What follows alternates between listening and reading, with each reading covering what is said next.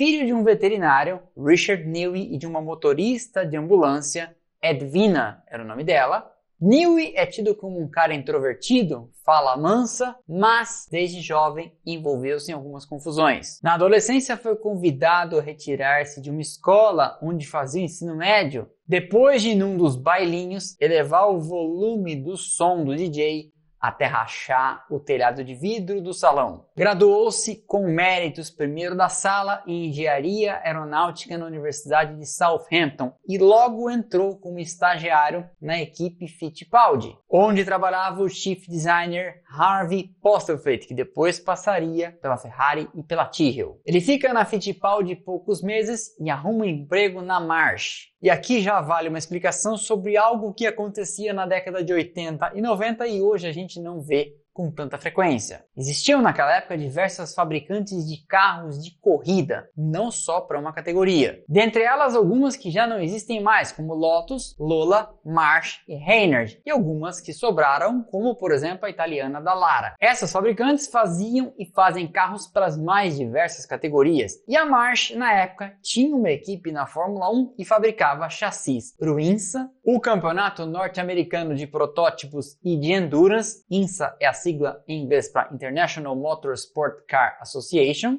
e também fazia carros para Indy, para Fórmula 3, Fórmula 3000, Fórmula Ford, a depender da situação. Newey entra na March, começa a fazer peças para alguns carros e rapidamente é alocado na divisão que faria então os projetos do INSA. E o modelo 82G foi o seu primeiro desenho solo, o primeiro carro pelo que ele respondeu por todo o design. O carro na categoria GTP, no dito INSA em 1982, pilotado pelas mãos de Bob Rahal, Al Halbert, mostrou potencial, mas enfrentava àquela altura forte oposição da Porsche e da Chevrolet, essas duas fazendo seus próprios chassis. Em 1983, ano em que nasceu o ADM, Newey projeta a evolução do primeiro carro, o 83G, que mostrou-se um passo à frente, tanto para a equipe de fábrica da March como para suas clientes. Pelas mãos de Al Halbert, Randy Lanier, já viu o documentário sobre esse cara na Netflix? Fica a dica. E Bill Whittington, o carro foi um dos mais bem-sucedidos daquela temporada do INSA.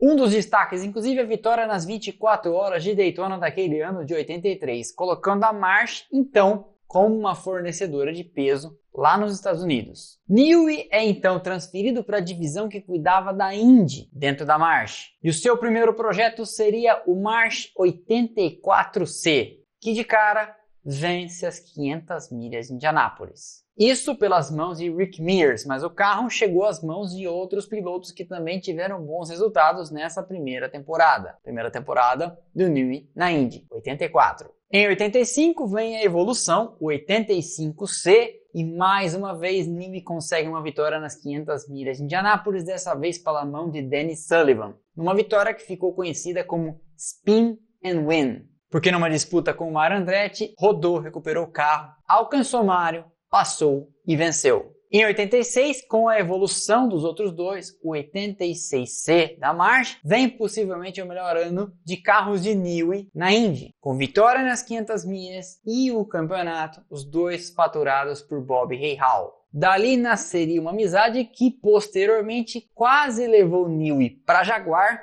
antes dela virar Red Bull lá em 2004. Mas calma, a gente já chega lá. Detalhe, nessa época Bob Rahal corria pela equipe True Sports, que foi quem, não sei se você lembra, levou um modelo 86C para Maranello, que a Ferrari pegou para fazer engenharia reversa e construir a sua F637. Lembra também? Aquele projeto que tinha a intenção, ou era um blefe, de colocar a Ferrari na Indy. Newey ainda faria mais dois carros nos Estados Unidos, o 87C e 88C, antes de ser chamado para a equipe de Fórmula 1. E essa sempre tinha sido sua meta desde o começo, tanto que ele começou estagiando na equipe Fittipaldi. O primeiro projeto de Newey na Fórmula 1 é o March 881, pilotado pela dupla Ivan Capelli e Maurício Gugelmin. A March era uma equipe pequena na Fórmula 1 e não tinha o orçamento necessário para enfrentar as todas poderosas de então, Ferrari, McLaren, Williams e até a Benetton. Mas ainda assim, o primeiro projeto de Newey na Fórmula 1 tinha uma aerodinâmica refinada para os padrões meio mondrongos da época, e o 881 mostrou-se um carro competitivo apesar de crônicos problemas de confiabilidade. Capelli fez um segundo no Estoril, um terceiro na Bélgica e mais 3 quintos e um sexto lugar. Total 17 pontos e a 7ª posição no campeonato de pilotos. Gugelmin, no seu primeiro ano na Fórmula 1, fez um quarto e um quinto lugar. 5 pontos no total e a 13ª posição no campeonato. A marcha então salta para a 6ª posição nos construtores depois de ter sido 13ª em 87, sem Newey. Isso rapidamente fez a cotação dele crescer na Fórmula 1 e as expectativas foram lá em cima, quando na primeira prova do campeonato de 89, um carro de Newey, ainda o 881 atualizado para aquele ano, faz um pódio com Maurício Gugelmin em Jacarepaguá. Terceiro lugar. E todo mundo então pensou, imagina quando vier o carro novo. Só que o carro novo foi uma retumbante decepção. E além desse terceiro lugar, a equipe não fez mais nada digno de nota naquele ano. A dupla Gugelmin-Capelli teria diversos abandonos. O brasileiro ainda faria 2 sétimos lugares,